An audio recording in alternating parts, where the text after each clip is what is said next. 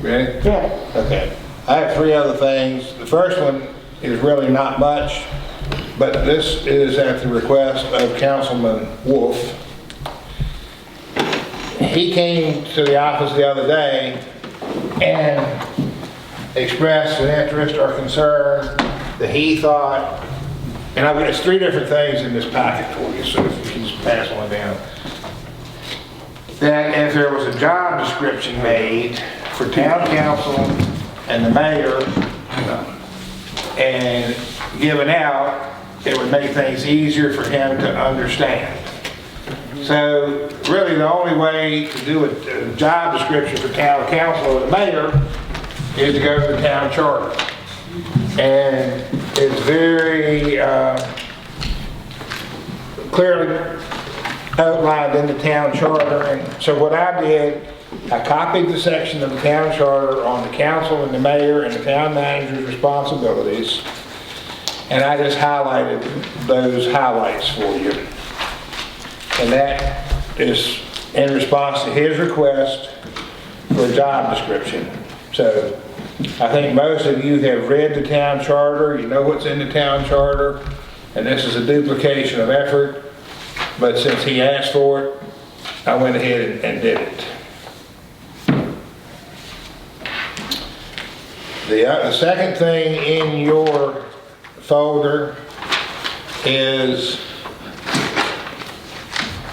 that is the duty roster for this week's coverage of Clinton Ford's Volunteer Rescue Squad.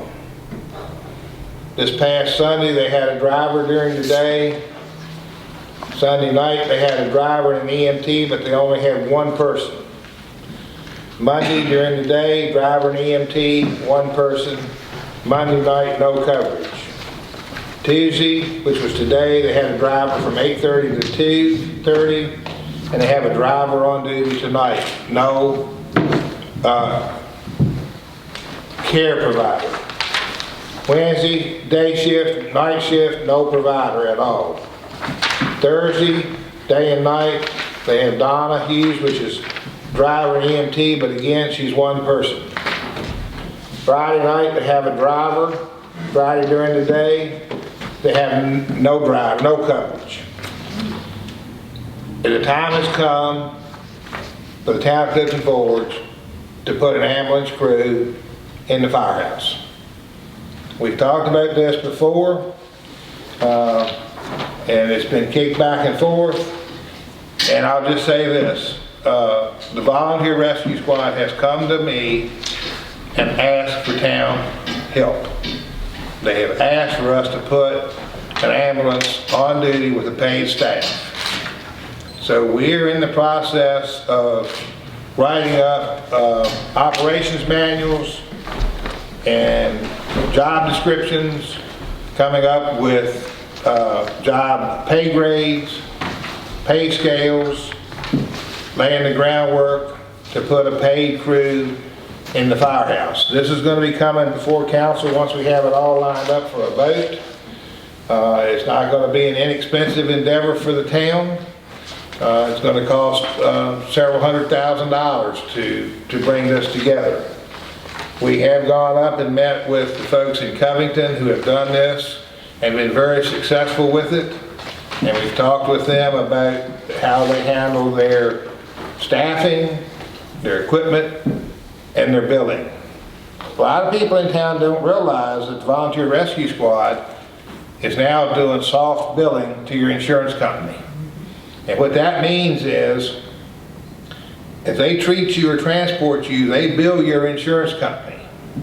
And soft billing means whatever the insurance company pays is what they take as payment in full for their services.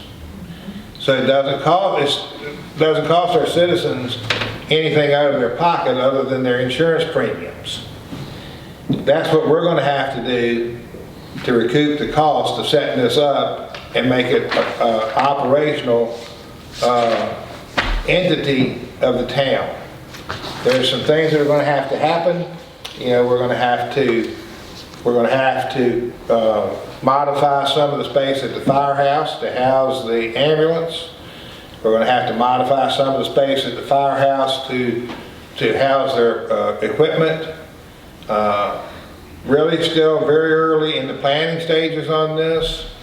But the tentative agreement that we are talking with the rescue squad about is, in the beginning, the town will have a paid crew of 2 people, an advanced life support crew of 2 people from 6 a.m. to 6 p.m. Monday through Friday, 5 days a week, which is usually the times that they have their most difficulty in covering calls, with the understanding from them that any other times during the week that they cannot have coverage or don't have documented coverage, and they ask us to, we can put our crews on.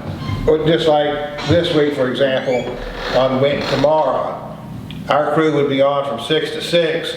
They don't have anybody on duty tomorrow night at 6 o'clock.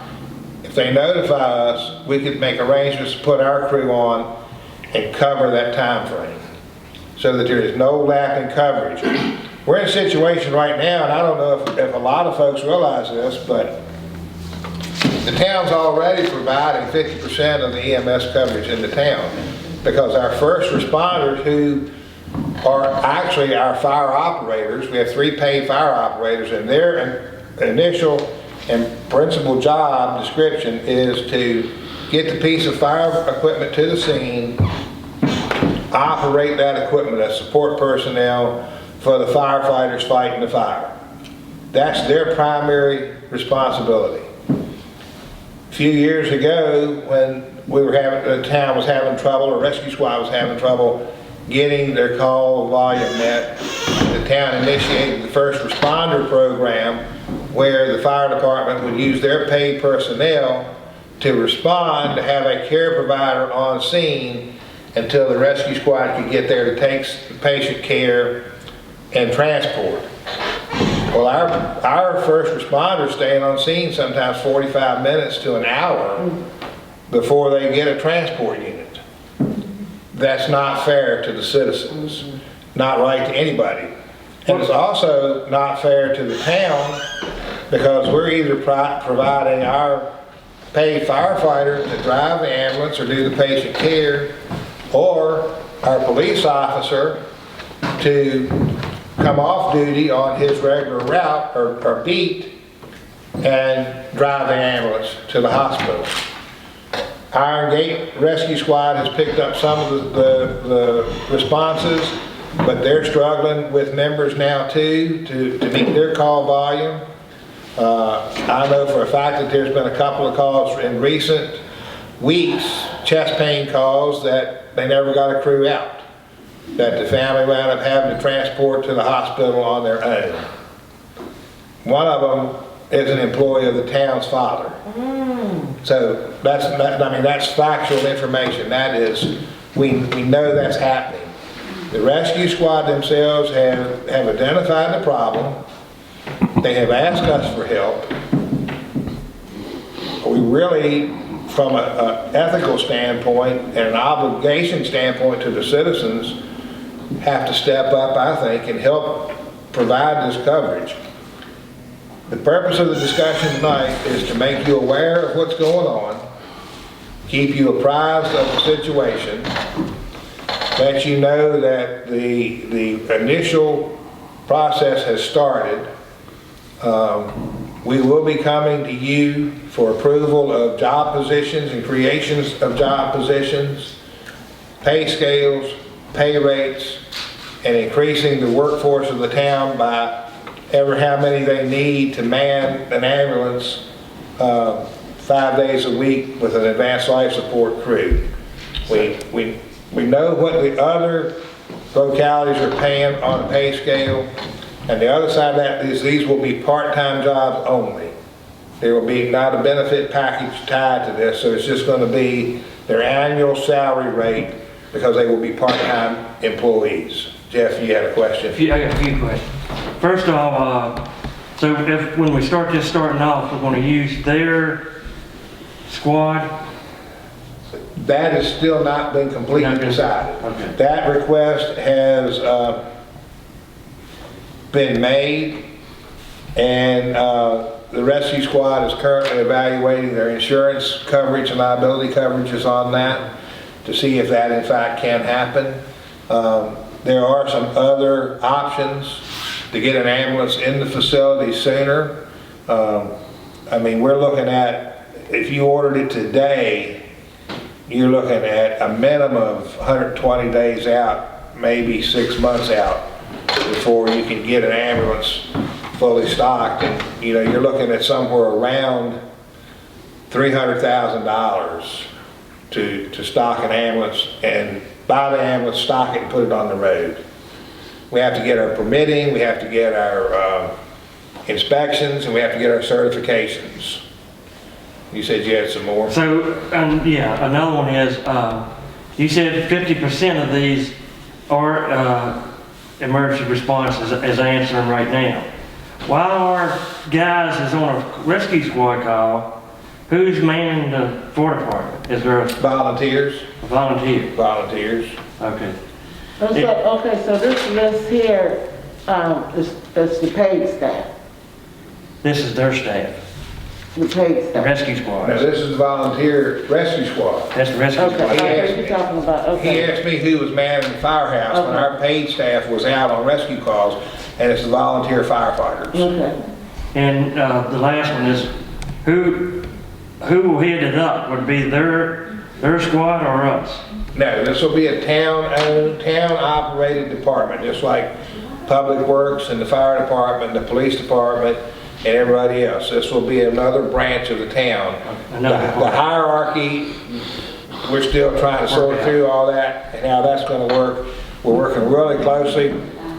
Crystal and BB Bryan and Covington have been really forthcoming to help us with information. And Dwayne Paxton has been working with Robbie and Chad on information. And we've had a brief conversation with Ryan Moorersbaugh at the county. And I expressed with you my concern, I would like you to speak with Teresa Gibson too, and set up a meeting, talk to her. She does the billing for the squad. No, she doesn't. I mean, don't do the billing, but she handles the books for the squad. And I didn't mean to cut you off like Oh, that's that. fine. Yeah, I know, I did say it wrong. But the billing is handled through a third party. Through a company. And that's how we would have to do it, because they know the ins and the outs of the insurance companies and the billing for the insurance companies. And they get a percentage. I think they get 6% or something like that. Yeah. And just so everybody knows, if we did wind up using the volunteer rescue squad's ambulance until we could get ours, we're not asking them to do that and lose all of their revenue from that. We would be willing to compensate them a portion of the soft billing money to cover the use of their equipment. And of course, while we're using it, it would be our responsibility to help them maintain it also. Well, we gotta do something. We can't have people waiting and transporting themselves to the hospital with a heart attack made possible or anything. It's a difficult situation. I can promise you it's not a situation that was our decision that was easy for the rescue squad to ask for help. They were a very proud organization, and they have done a tremendous and wonderful job and service to the community for a very, very, very long time. And they're a group that should be proud of themselves, and we should be proud and supportive of them. But just like everything else, the time has come for change and a different approach to help. How many ambulances do they have? Right now they have 2 operational, 1 in repair. Yeah, well, we have talked about this before. In fact, it's been talking about it for almost a year now. I don't think it's as serious as it is now. Debbie and I walking the last 2 days have seen 3 ambulances in front of houses. None of them were answered by Clifton Forge. So I'd hate to see somebody anywhere in this town call for the rescue squad and wait an hour and 15 minutes, hour and a half. Chuck, are you still doing a head count on the response times? Yes, we get that every month from the county. Okay. And it just depends, if they have a crew marked up, it's very short. But if you have to wait for Iron Gate or somebody from Covington to come, the time gets long. I don't think a rescue squad call should depend on where you're coming from. I think people should be there within 10 minutes, 5 minutes.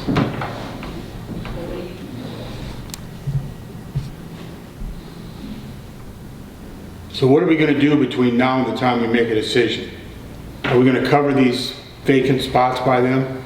Well, yeah, we're going to continue to do what we've been doing, supplementing and supporting, and I mean, and they really strive to get coverage.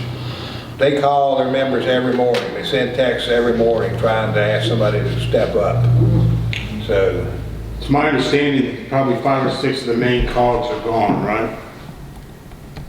The rescue well, squad. I really don't know how many they've got running calls right now, but I do know that their membership has dropped off significantly in recent months and over the last year. I knew about 6 already. And I think COVID might have played a big role in that.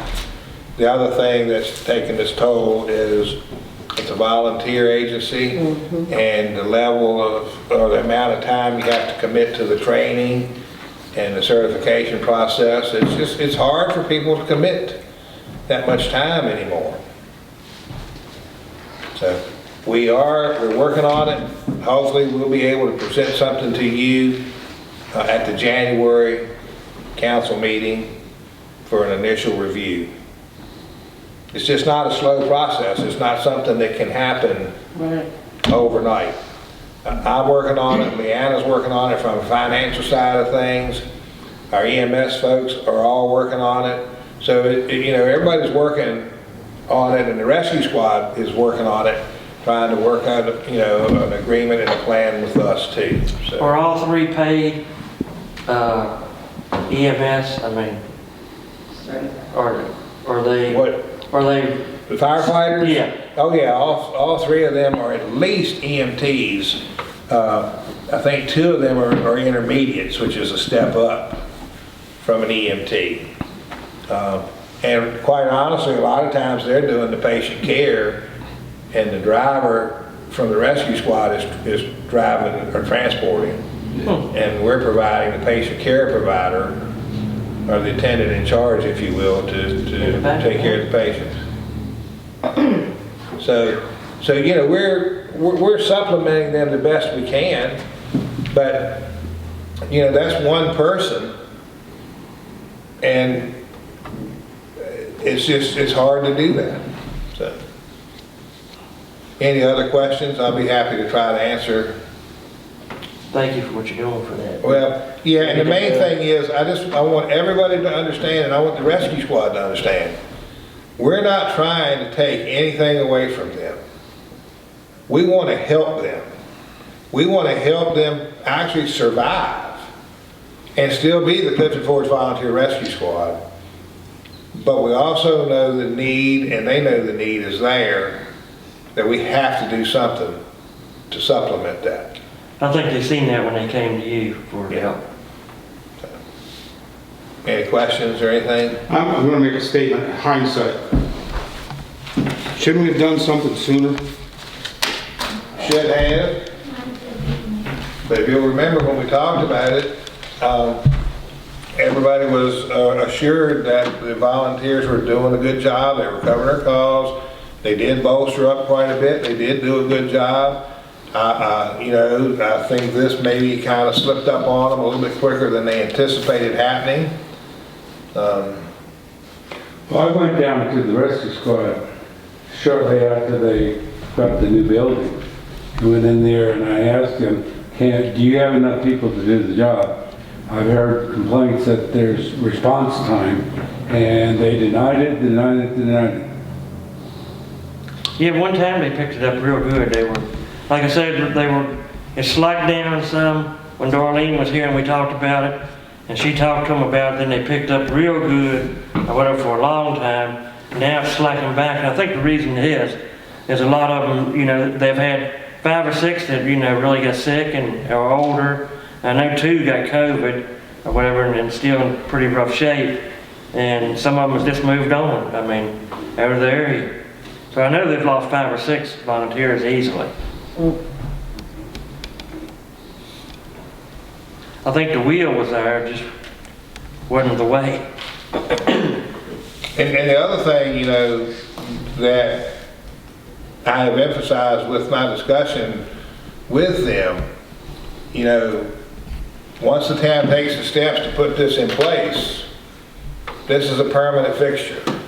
It has to be a permanent fixture. Town can't afford to invest hundreds of thousands of dollars and hire employees, and 6 months down the road, we get a new influx of dedicated volunteers, and, well, we don't need your services. The decisions that are made now, when they're put into play and put into place, this has to become a permanent fixture in the town, because you can't afford to invest that type of money and planning and then not use it. Well, if we buy our own stuff, it belongs to us anyway. Right.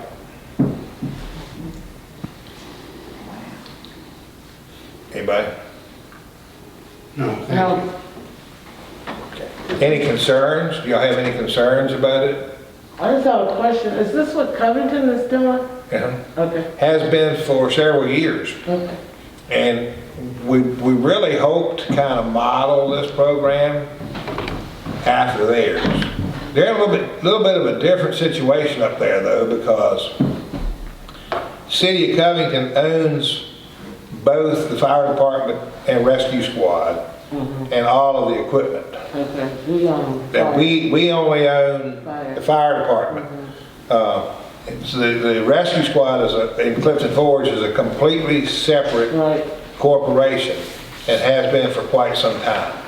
You know how long they've been separate, Jeff?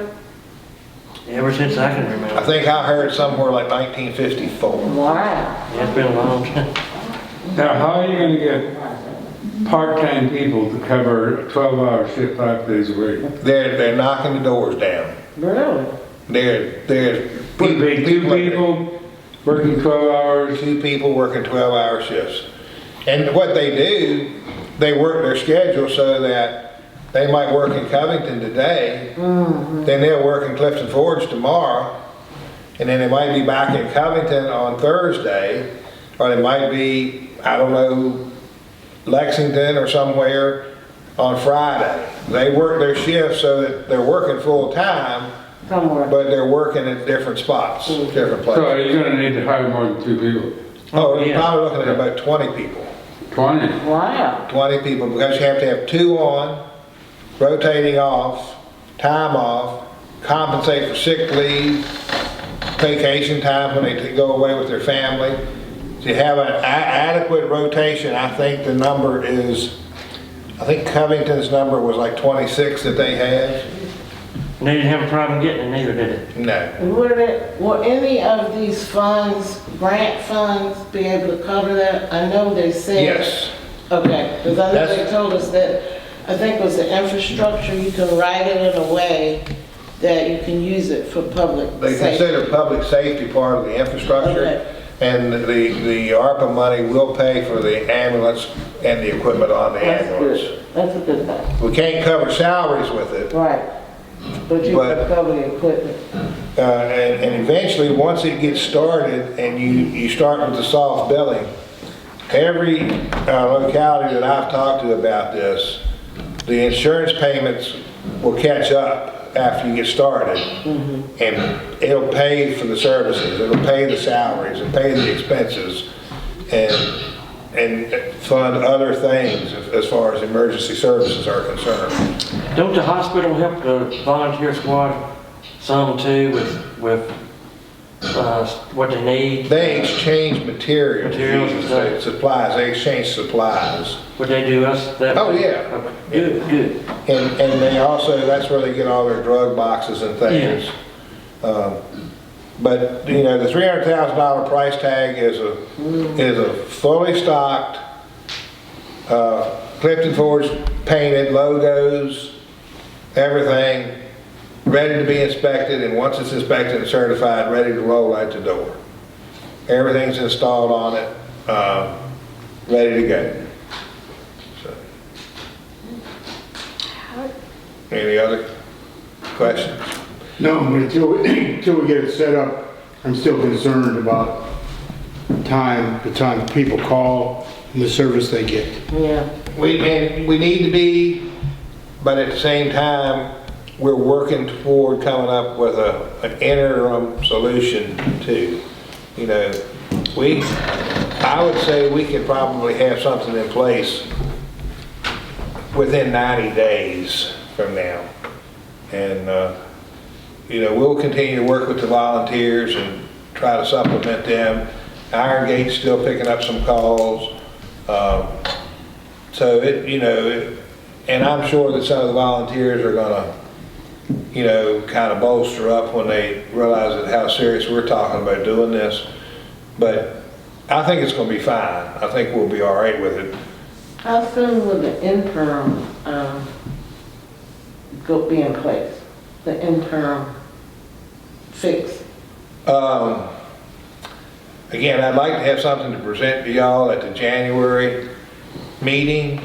And if everything falls into line like dominoes, boom, boom, boom, boom, and everything goes through without a glitch, I think as long as we could use their truck or come up with a truck to use, we could probably have something in place shortly after that. Okay. Any other questions? When that goes into effect, we'll immediately start soft billing, right? Yes. Yeah. And pretty much everybody uses the same soft billing company. And it's really the best way to do it because they take the call information, they process the claim, they send the check or the money direct deposit to the banking account. Finance department gets a printout of how much money was deposited for which calls that were run. And it'll all be set up. It'll be identifiable in the accounting process. It'll be set up as emergency services money through the soft billing. And then the other side of that coin is once we get the soft billing process set up, then the fire department can start soft billing for their services also when they go out on the house fires. Just one question I was going to ask. If, when we get everything going in the soft billing, the billing money, that'll go to the emergency rescue program or general fund? It'll go to the EMS fund. So it all goes to that? It'll be, the EMS will have a reserve fund set up. It'll be a line item on the general fund. That'll be all designated as EMS money. Okay. And ultimately, usually once you reach a certain level in that, then all areas of EMS services will be able to reap the benefit of that. So it'd be like our water and sewer now. You can't use water and sewer money for anything but water and sewer. Right. Gotcha. And this money will be strictly earmarked for emergency services. Thank you.